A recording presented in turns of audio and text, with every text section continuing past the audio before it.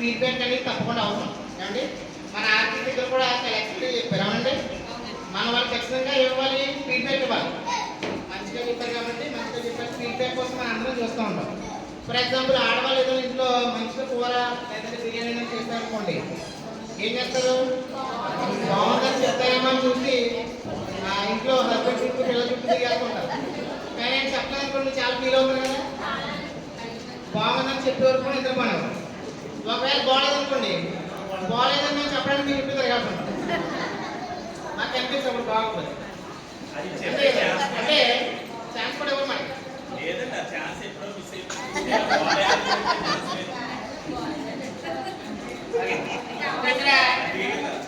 మీరు ఈ 6 రోజులు ఇక్కడ ఏ పని లేకుండా మేము కూడా అనుకోండి ఇక్కడ వండి పెట్టారు.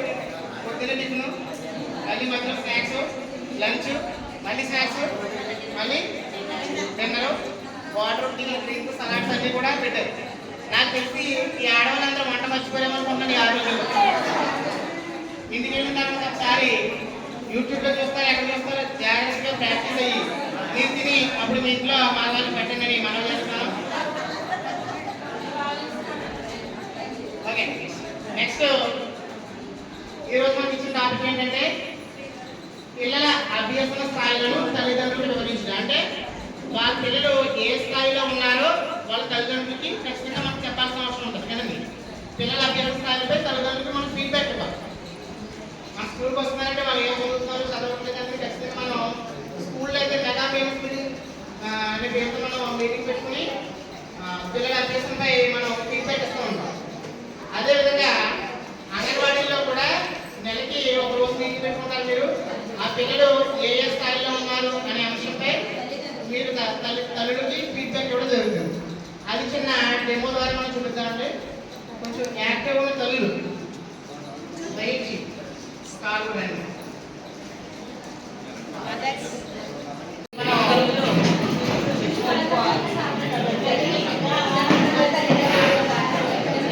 ఈరోజు మనం మీ పిల్లలందరూ స్కూల్ పంపుతున్నారండి. మీ పిల్లలు ఏ విధంగా చదువుతున్నారు, వాళ్ళ అభ్యసనలో వెనుకబడి ఉన్నారా, ముందు ఉన్నారా, ఏ విషయాల్లో ఉన్నారా అనే విషయాలు మనం ఇక్కడ చర్చించుకున్నామండి. సుబ్బలక్ష్మి గారు, ఈ అమ్మాయి రోజు చక్కగా స్కూల్కి వస్తుందండి. చెప్పిన విషయాలన్నీ కూడా చక్కగా ఉంటుంది, కానీ చెప్పడం లేదు. అంటే అమ్మాయి భావాన్ని వ్యక్తపరచడంలో లోపం ఉంది.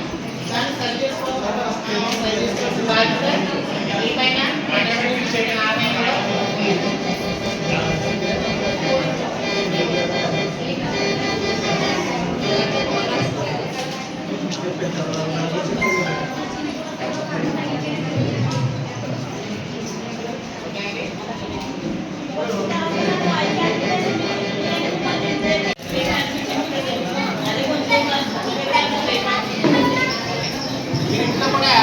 ఇంటికి వచ్చిన తర్వాత టీచర్ గారు ఈరోజు ఏం చెప్పారనే విషయాన్ని ఒకసారి అడగాలి. అలా అడుగుతుంటే స్కూల్లో కంటే తల్లిదండ్రులతో వాళ్ళు చాలా ఫ్రీగా ఉంటారు. మీరు వాళ్ళతో ఎక్కువగా మాట్లాడాలి, విసుకోకుండా నెమ్మదిగా ప్రశాంతంగా మీ హస్బెండ్ గారితో మాట్లాడే కాకుండా ప్రశాంతంగా మాట్లాడాలి.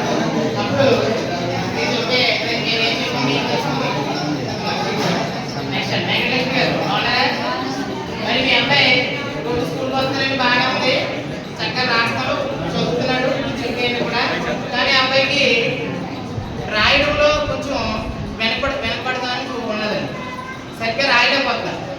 మేము మా అంగన్వాడీ ద్వారా మేము కొన్ని బుక్స్ ఇచ్చాము, అవన్నీ కూడా ప్రాక్టీస్ చేయించండి. వాటితో పాటు ఈ రాయడంలో లోపం ఎందుకు వస్తుందంటే సూక్ష్మ కండరాలు లోపం అనేది. వాళ్ళ పిల్లల్ని మొక్కై ఉన్నది మానే ఉండాలి అంటారు కదండి. అలాగా మనం పిల్లలు చిన్న వయసులో ఉన్నప్పుడే వాళ్ళ యొక్క చేతి కండరాలకి ఎక్సర్సైజ్ కల్పించాలి. అందుకే మా అంగన్వాడీలో చేయబట్టి దించడం అలాంటివి చేసుకుంటాం. మీరు ఏం చేస్తారంటే చిన్న మట్టి ముద్దలు తీసుకోండి. మట్టి ముద్దలతో మడిలో కలిపి బొమ్మ ప్లే ఉంటుంది.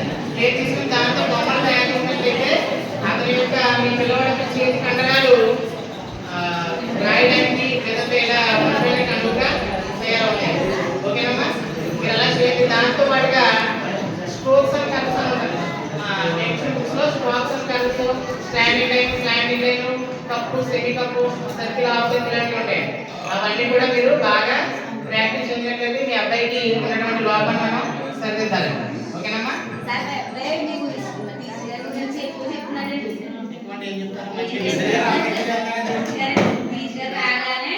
కూర్చుని మాట్లాడుతూ పుస్తకానికి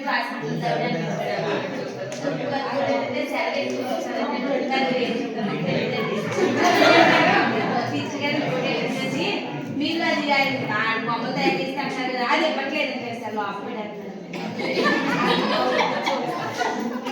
మీరు అలా చేస్తారు అయితే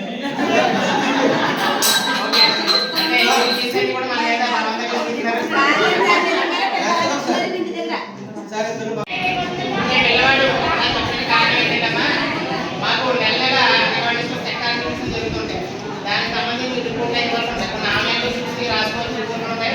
పిల్లలు అడ్మిషన్ ఆన్లైన్ తల్లులు సర్లేదు ఇవన్నీ చూడడానికి నేను మొబైల్ ఉపయోగిస్తాను తప్ప మొబైల్ ఉపయోగించిన కోసం మాత్రం అన్నవాడి తప్పు.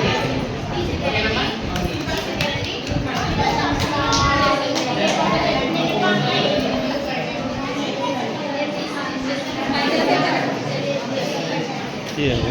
నిలబడి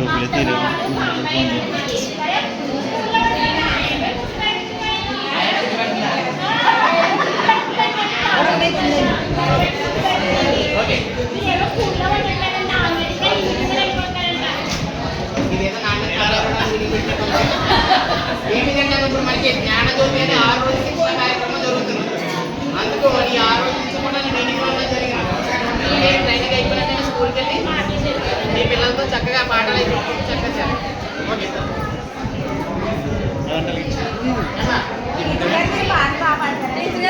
చాలా బాగా నేను వీరితో కూడా పాడతాను. నేను పాడతాను. పాట పాడి ఫినిష్ అయిపోతుంది. మా అమ్మాయి ఎలా చదువుతుందో ఒకసారి చెప్తారు మాకు. సూర్యకుమారి గారు, మీ అమ్మాయి స్కూల్కి వస్తుంది, చక్కగా రాస్తుంది, చదువుతుంది, అన్నీ బాగున్నాయి. కానీ మా ఆయమ్మ గారిని ఇలా ఉందంట. అప్పటి నుంచి ఆవిడ పాపం రోజు 4-5 ప్లేట్లు లాగించి ఆవిడ అరప్లేట్ కూడా తింటలేదు. పక్క చిక్కిపోయింది. వారం రోజులు తగ్గిపెట్టు. మీరు మరి మీ పిల్లలకి ఏ విధమైన లాంగ్వేజ్ నేర్పిస్తుంది ఏంటి ఆ విషయం చెప్పండి.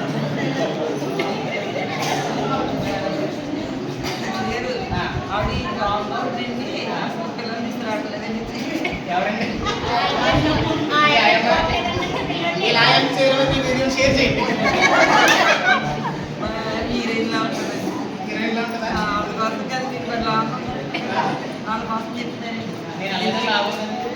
మీ అబ్బాయి మరి లాంగ్ పని ఏం మనం చెప్పాల్సింది ఏంటంటే ఇటువంటి భాష మనం నేను ఇటువంటి భాష మనం ఉపయోగించకూడదు.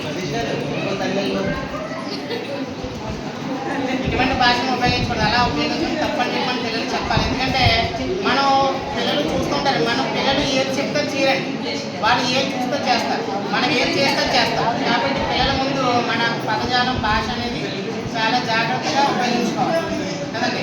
మనం ఏదైతే మాట్లాడతామో కొన్ని అనుభవం కోరుతున్నా పిల్లలు మాట్లాడుతున్నట్టు అర్థం ఏంటి వాడు ఎక్కడ వింటాడు. అంతే కదా, అర్థమైందా? వాడు మాట్లాడుతున్నట్టు అర్థమైంది ఎక్కడో విని మాట్లాడుతున్నాడు పిల్లలు. కాబట్టి అటువంటి లాంగ్వేజ్ మనం పిల్లలు వినకుండా జాగ్రత్త పడాలి. ఇప్పుడు ఏంటంటే పిల్లలు ఏదైనా మంచి చేసినప్పుడు చాలా బాగా చేసావు అని వాళ్ళు ప్రశంసించాలి. అలా చేసినప్పుడు తప్పు చేసినప్పుడు ఇది తప్పు అని చెప్పాలి. తప్పు అని చెప్పినప్పుడు వాడు ఏంటంటే ఆ తప్పుని చేయడం మానేస్తాడు. క్రమంగా తప్పు అనేది పిల్లల్లో తగ్గిపోతుంది. ఫర్ ఎగ్జాంపుల్ ఏదైనా అనుకోండి మాట అన్నాడు అనుకోండి, ఇలా అనకూడదా తప్పురా అని 2-3 సార్లు చెప్తాం. ఒకసారి వినండి చెప్పలేడు కదా, అప్పుడు ఏమవుతుంది? అలా 2-3 సార్లు తప్పు అని చెప్పినప్పుడు ఏం చేస్తారంటే ఇది ఇలా చేయకూడదు, మనం ఏదో మాట్లాడడం తప్పు అని అర్థం చేసుకుంటాం. అలాగే ఏదైనా మంచి విషయం మాట్లాడు. ఫర్ ఎగ్జాంపుల్ మీ సెల్ ఏదైనా పగల కొట్టేసారు అనుకోండి, ఇంట్లో ఏం చేస్తారు మీరు? దాన్ని పగలగొడేస్తారు. అలా కాకుండా ఇలా తప్పున ఇలా చేయకూడదు, సారీ చెప్పాలి అన్నీ చేసినప్పుడు అని మనం చెప్తాం అనుకోండి, వాడు అర్థమైనా చెప్తా వాడు ఏం చేస్తారంటే ఇది తప్పు అని తెలుసుకుంటాడు. వాళ్ళు చాలా సున్నితమైన పిల్లలండి. మనం ఏం చేయాలో చాలా సున్నితంగానే ప్రవర్తించాలి. వాళ్ళ పట్ల మనం కఠినంగా వ్యవహరించకూడదు. కాబట్టి వాళ్ళు చేసే తప్పుల్ని మంచిని మనం తప్పుల్ని తగ్గించడానికి మనం తప్పని చెప్పడం, మంచిని పెంచడానికి ఏదైనా మంచి పని చేసినప్పుడు ఎప్రిషియేట్ చేయడం అనేది చాలా ముఖ్యం. ఓకే, అర్థమైంది? మా పిల్లలు అసలు అర్థం వెళ్ళండి, ఏం మాట్లాడండి, ఎవరి దగ్గర కూర్చోండి, అయితే మేము నాకు ఇచ్చిన దగ్గర నుంచి చాలా మార్పు వచ్చింది. పిల్లల మధ్యలోకి వెళ్తున్నాడండి, మాట్లాడుతున్నాడు, అది మీ వల్లే సాధ్యమైందండి మా అభిప్రాయం. ఎందుకంటే పిల్లలకి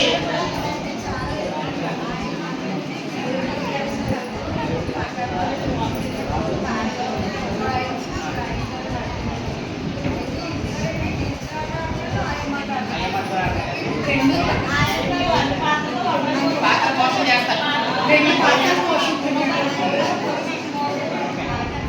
మా అబ్బాయి అయితే అందులోని కలవడం నేర్చుకున్నాడండి. అది కేవలం మీ అంగన్వాడీ వల్లే తెలిసింది. ఈ ట్రైనింగ్ వల్ల నేను కూడా మీతో కూడా కలిసిపోయి కదా అలాగే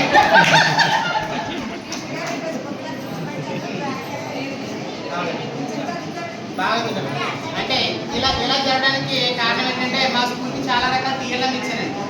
దాన్ని మేము రెగ్యులర్గా యూజ్ చేస్తాం.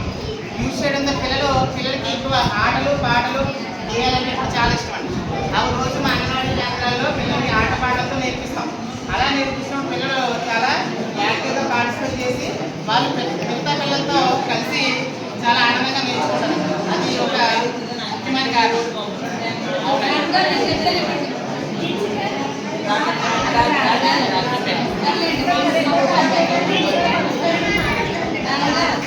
అమ్మాయిని మీ మేడం గారు ఏం చెప్పారు, మీరు ఆన్లైన్ పెడతారు కదా, వాట్సాప్లో మెసేజ్ పెడతారు కదా, అందులో నేను చూసి మీ మేడం గారు ఏం చెప్పారు అడుగుతా ఉంటాను.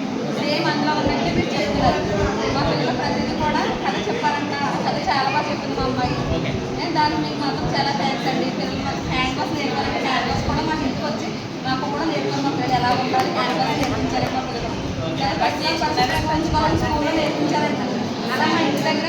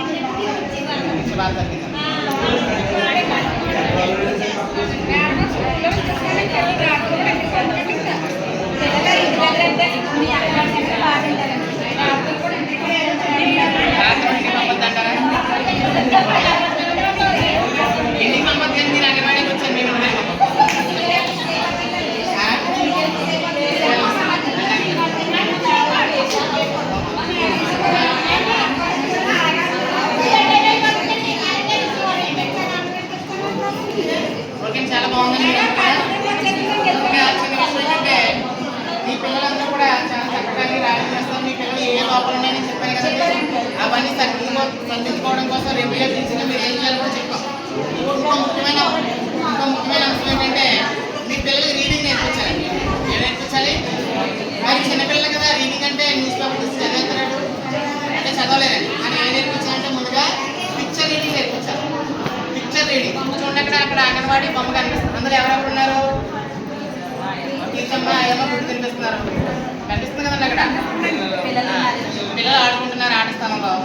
అటువంటి పదాలు మనం చెప్పించినట్లయితే పిల్లల్లో కమ్యూనికేషన్ స్కిల్స్ అనేవి డెవలప్ అవుతాయి. చాలా చెప్తామండి, మేము అన్ని విషయాలు నేర్పిస్తామండి. మీరు మాత్రం క్రమం తప్పకుండా మీ పిల్లలందరినీ కూడా అంగన్వాడీకి పంపించండి. ఉండాలి కదా. అవును, సెల్ఫోన్ చదువుకోవాల్సిన మనం 1 లేదా 2 గంటలు మాత్రమే పిల్లలకి మొబైల్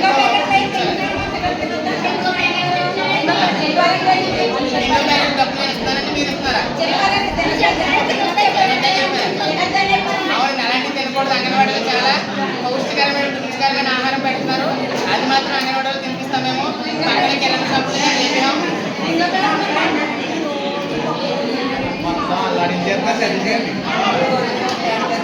పప్పు అనేది పిల్లలు ఆరోగ్యం